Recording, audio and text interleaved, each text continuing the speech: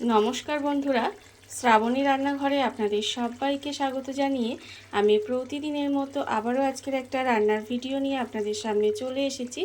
আজকের আমি আপনাদের ফুলকপি, আলু আর শোল মাছ দিয়ে একটা মাছের ঝোলের রেসিপি বানিয়ে দেখাবো। আশা করি আপনাদের ভালো লাগবে। তার জন্য কিন্তু আমার পুরো ভিডিওটা আপনাদের দেখতে হবে। আর দেখা শুরু করার আগে একটা লাইক দেবেন, সুন্দর একটা কমেন্ট করবেন আর শেয়ার করতে ভুলবেন না। তাহলে চলুন আজকের আমি এই শোল মাছের ঝোলটা কিভাবে বানিয়েছি সেটা আপনারা একবার দেখে নিন। রান্নাটা করার জন্য প্রথমে আমি এখানে দেখুন 4 পিস শোল মাছ নিয়ে নিয়েছি। আর মাছটাকে কিন্তু প্রথমে খুব ভালোভাবে ধুয়ে পরিষ্কার করে নিয়েছি। এইবারে আমি এর মধ্যে দিয়ে দেব প্রথমে নুন। এখানে কিন্তু আন্দাজ মতো নুন দিয়ে দিলাম। আর দেব এখানে হলুদের গুঁড়ো। এখানে নুন আর হলুদ দিয়ে মাছের মধ্যে কিন্তু প্রথমে খুব ভালোভাবে নুন হলুদটা মাখিয়ে নেব। আর আমি প্রতিদিনের মতো আপনাদের একটা কথাই বলবো যে প্লিজ আমার ভিডিওটা আপনারা টেনে টেনে দেখবেন না, পুরো ভিডিওটা দেখুন। আশা করি আপনাদের ভালো লাগবে। দেখুন মাছের মধ্যে কিন্তু প্রথমে ভালোভাবে নুন হলুদটা একদম সুন্দর করে মাখিয়ে নিতে হবে। এইভাবে কিন্তু আমি সুন্দর করে দেখুন মাছের মধ্যে নুন হলুদটা মাখিয়ে নিচ্ছি। এইভাবে মাখিয়ে কিন্তু এটাকে ধরুন 10-15 মিনিট যদি রেখে দেওয়া যায় তাহলে খুবই ভালো হয়। আর যদি হাতে সময় না থাকে তাহলে আপনারা সঙ্গে সঙ্গেই রান্নাটা করতে পারেন। এটা আমি 10 মিনিট এইভাবে রেখে দেবো। মাছটা আমি এখানে প্রায় 10 মিনিট মতো নুন আর হলুদটা মাখিয়ে রেখে দিয়েছিলাম। আর অন্যদিকে দেখুন রান্নাটা করার জন্য গ্যাসটা অন করে একটা কড়া বসিয়ে দিয়েছি। এইবার আমি কড়ার মধ্যে দিয়ে দেব সর্ষের তেল। এখানে কিন্তু রান্নাটা আমি সর্ষের তেলেই করব। আপনারা চাইলে সর্ষের তেলে করতে পারেন, তবে আপনারা যদি মনে করেন যে কোনো রান্নার তেলে রান্নাটা করতে পারেন। এইবারে তেলটাকে প্রথমে খুব ভালোভাবে একটু গরম হতে দেব। তেলটা আমার এখানে গরম হয়ে গেছে। তেলটা আমি এখানে খুব ভালোভাবে গরম করে নিয়েছি। এইবারে আমি তেলের মধ্যে দিয়ে দেব যে মাছগুলো আমি এখানে প্রথমে নুন হলুদ মাখিয়ে রেখেছিলাম, সেই মাছগুলো কিন্তু একটা একটা করে দিয়ে দেব। মাছগুলো কিন্তু উল্টিয়ে পাল্টিয়ে লাল লাল করে প্রথমে ভেজে নিতে হবে। আর আমি কিন্তু মাছগুলোকে উল্টিয়ে পাল্টিয়ে লাল লাল করে ভেজে নেব। আর আমার চ্যানেলের নতুন বন্ধু, পুরনো বন্ধু সবাইকেই বলছি আমার তরফ থেকে অনেক অনেক ভালোবাসা। নতুন বন্ধুদের বলবো যদি আমার চ্যানেলটা সাবস্ক্রাইব করেন তাহলে পাশে থাকা বেল বাটনটা অবশ্যই প্রেস করে দেবেন, যাতে আমি যখনই কোনো নিত্য নতুন ভিডিও আপলোড করব সবার প্রথমে আপনাদের কাছে নোটিফিকেশান চলে যাবে এবং আপনারা আপনাদের সময় মতো ভিডিওটা দেখে নিতে পারবেন। আর পুরনো বন্ধুদের বলবো এইভাবে আমার পাশে থাকার জন্য, আমাকে এগিয়ে যেতে সাহায্য করার জন্য আপনাদের অসংখ্য অসংখ্য ধন্যবাদ। দেখুন আমি কিন্তু এখানে মাছগুলোকে এইভাবে একটু উল্টিয়ে পাল্টিয়ে খুব ভালো করে লাল লাল করে ভেজে নেব। মাছটা আমার এখানে ভাজা হয়ে গেছে। মাছটা কিন্তু আমি এখানে উল্টিয়ে পাল্টিয়ে এইভাবে একটু লাল করে ভেজে নিয়েছি। এইবার মাছগুলোকে কিন্তু আমি আলাদা করে তুলে রেখে দেবো। মাছগুলো আমি আলাদা করে তুলে রেখে দিয়েছি। এইবারে এই তেলের মধ্যে আমি দিয়ে দেব প্রথমে এখানে ফুলকপি।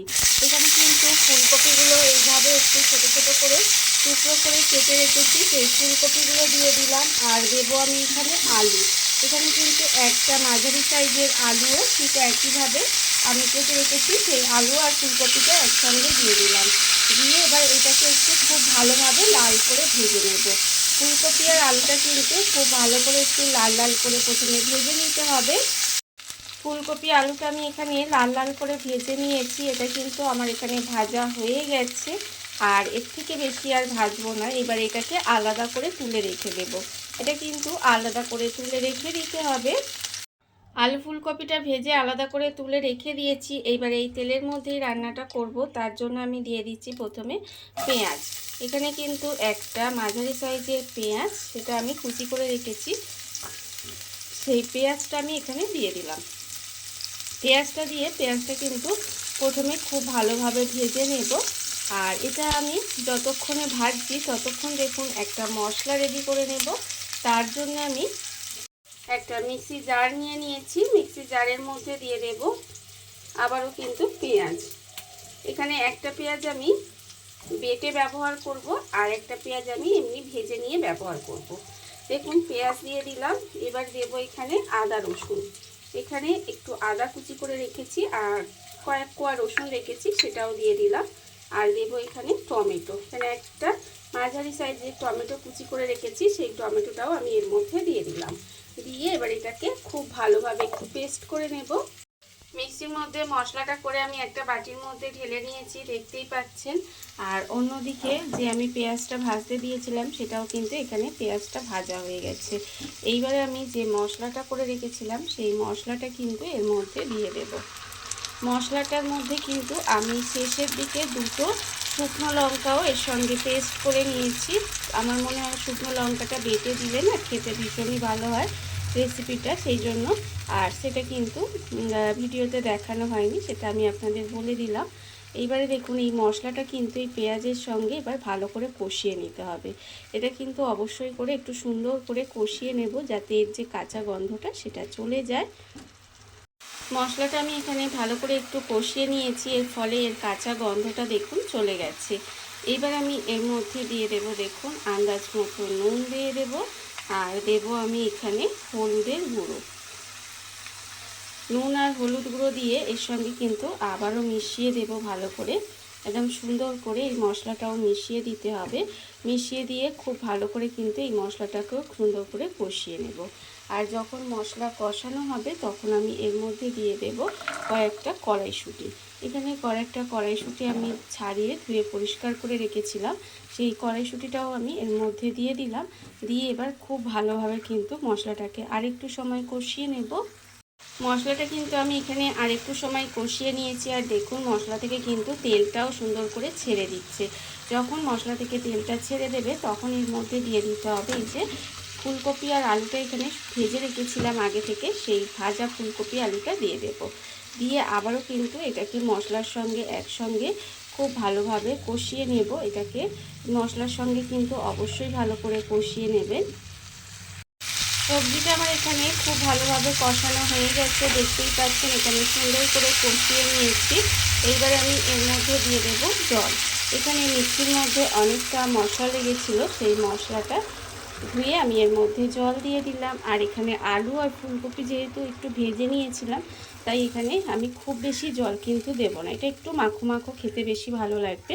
এইবারে দেখুন এইটাকে কিন্তু একটু ঢাকা দিয়ে রান্না হতে দেব। ঢাকা দিয়ে কিন্তু এইভাবে একটু সময় এটাকে রান্না করে নিতে হবে। ঢাকা দিয়ে আমি বেশ কিছুক্ষণ এইভাবে একটু রান্না হতে দিয়েছিলাম। আর দেখুন এর ফলে কিন্তু এখানে এই আলু ফুলকপিটা এখানে প্রায় সেদ্ধ হয়ে এসেছে, মানে প্রায় ধরুন 80% মতো কিন্তু এখানে মানে সিদ্ধ হয়ে রান্না হয়ে গেছে। তখন কিন্তু এবার আমি এর মধ্যে দিয়ে দেব এই যে মাছগুলো ভেজে রেখে দিয়েছিলাম, সেই মাছগুলো কিন্তু এখানে দিয়ে দেব। এই সাধারণ আজকে যে শোল মাছ দিয়ে আর ফুলকপি আলু দিয়ে যে আজকে রান্নাটা করছি না, এটা কিন্তু খেতে ভীষণই সুন্দর হয়। আমি জানি আপনারা সবাই হয়তো বানাতে পারেন, তবে আমি যেভাবে বানিয়েছি সেইভাবে একদিন হলেও বানিয়ে দেখবেন, আমি মনে হয় আপনাদেরও ভালো লাগবে। দেখুন এইভাবে কিন্তু মাছটা দিয়েও আরেকটু সময় এইভাবে একটু এটা রান্না করে নেব। মাছটা দিয়ে কিন্তু আমি ঢাকা দিয়ে আরেকটু সময় এইভাবে একটু রান্না হতে দিয়েছিলাম। আর দেখুন এর ফলে কিন্তু রান্নাটা আমার হয়ে গেছে, একদম মাখো মাখো হয়ে গেছে, একদম এইরকমই কিন্তু খেতে ভালো লাগে। আর এটা ঠান্ডা হলে কিন্তু আরেকটু মাখো মাখো হয়ে যাবে। দেখুন একটা আলু আমি একটু একটু ঘেঁটে ঘেঁটে দিচ্ছি। রান্না আমার রেডি হয়ে গেছে, এবার আমি গ্যাসটা অফ করে দেব আর আপনাদের পরিবেশন করে দেখাবো ঠিক কেমন হলো।